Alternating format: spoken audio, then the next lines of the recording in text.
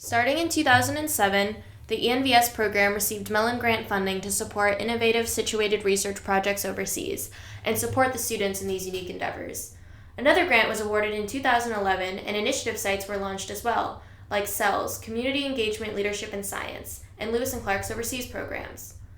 These, among others, have helped develop what we know today as the Digital Scholarship Multisite. The DS Multisite, for short, is unique in its ability to assist access to quality scholarly process and product. It aims to encourage diverse and connected discussion between various fields of study. DS can showcase newly published research and archive work as well, and it supports the ongoing scholarly process through user interaction.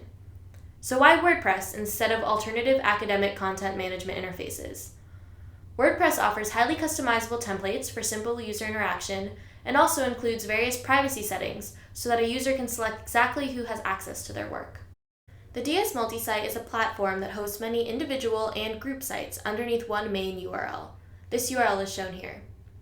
Group sites can be for programs like the Environmental Studies page or initiative sites like CELS. Individuals can also have sites. On individual course sites, students and teachers can view, publish, and share course-related content like on the SOAN 498 page, shown here. Individual student sites populate the majority of DS sites. Student sites can manage posts, courses, media, and projects, and can also be customized for a student's needs. These sites are a great way to promote interaction over ideas through comment functions, and are a great way of evidencing some of your best academic work in one accessible, manageable place. Upon graduation, you also have the choice to migrate your site to wordpress.com to keep all of your brilliant work. On the multi-site, you're represented as a user. This user can own a site, contribute to a site, and be part of group sites. The user profile is how you present yourself to others in the multi-site. To edit your profile, go to the top corner and click Edit My Profile under your name. While you may edit these settings at any time, you probably won't need to after completing this initial setup. There are lots of options, but you first need to make sure to enter your name and make sure that your display name matches. This is the name that shows up next to your posts. Next, you want to fill in the biographical info section with a brief professional bio of your scholarly background and interests. And if you received an automatic password in your email, you may want to change it to something that you can remember.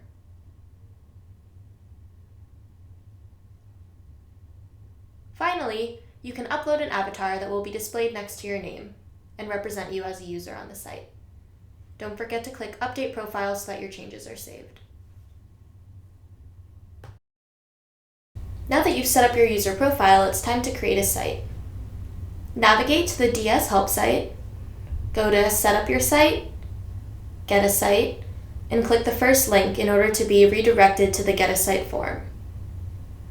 Here, you want to enter your site name. This cannot be changed, and it's typically your username.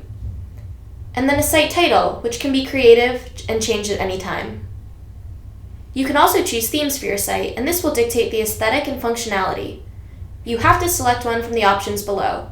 Beautiful Pro is a great standard simple theme. Whitespace is full width and is good for those who want to use WordPress on their mobile apps. Altitude Pro is a great media showcase for its aesthetically pleasing, and you can put a lot of images on it. And News Pro is great for those who want a lot of customizable interaction. Agency Pro is great for those with a lot of projects who want to showcase them as a portfolio, and Metro is great for those who want a lot of mapping tools. You can ignore the last three templates since these are for group sites. You just want to make sure to select Student Site from the site categories and add a short site description.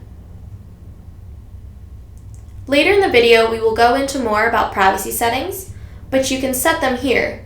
We highly recommend that you make your site public, but there's other privacy options as well. Just click the big button that says Create Site, and you're done.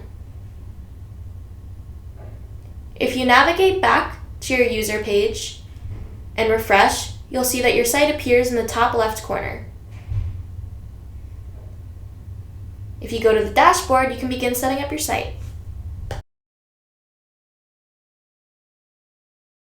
How to set up your site. First, you want to make sure that your personal site is your primary site. If you go to My Sites and set it as your primary site and click Save Changes. You may also notice that the user profile widget on your post page doesn't display your information. To change this, go to Appearance in the left column and click Widgets. And in the primary sidebar, go to the widget for user profile and select yourself from the drop-down menu, clicking Save afterwards. Now, you will need to personalize your homepage message. This is the page that appears when you first go to your site. If you click on Pages and edit the untitled front page, you can add your own welcome message as the title, add your own text, and you can add any media that you would like as well. If for some reason your site displays your recent posts instead of a homepage, you can change this in a couple of ways. In Settings, in Reading, we're going to change your privacy settings, but you can also set your static page at the top here, and also by going to Appearance and Customize. If you scroll down in Reading Settings, you can change your site visibility. This allows you to choose desired privacy for your own site and posts. In general, we encourage students to practice public digital scholarship in order to build electronic communication skills and display their good work, but it's not appropriate in all circumstances. So to manage privacy for your site, select what you'd like. Remember, it's always important to make sure that the resources that you include in your posts and on your site don't have copyright restrictions. So it's important to note that you can change the usage rights for your image searches in Google, and also use places like Wiki Commons for copyright-free images. Now that you set up your site, it's time to add content. If you go up to the top bar, hover over New, and go down to Post, you'll be redirected to a blank post template. Here, you can enter a title, which can be changed at any time, but the original title that you set will be the slug for the link of the post. And you can also add text and media with the Add Media button. You can select it from your media library, which includes all the photos you've previously uploaded. You can upload it from the computer or insert it from a URL, which is what I'm going to do. I'm adding this copyright-free image of a flower by copying the link and pasting it into this box. You can edit the image and make it so that when somebody clicks on the image, they're redirected in a separate tab to the original content, and add a caption as well. You can resize by dragging the corners or going back into the edit preferences. You can also add a featured image if you go down on the right sidebar to Featured Image and click Set Featured Image, uploading a photo in the same way. Here I'm selecting a photo from my media library. Featured images appear above the post instead of inside of it and look like this one. Categories and tags are important ways to organize your post within your site, and categories can be made within the post or by clicking on already existing categories. Global tags are ways to create easily accessible groups for the whole multi-site, and these are determined by administrators. Guidelines can be found on the help site. To add hyperlinks, highlight the text you want to hyperlink, click on that button, copy the link, and put in the URL. We highly recommend that you open it in a new tab so the user isn't redirected from your site.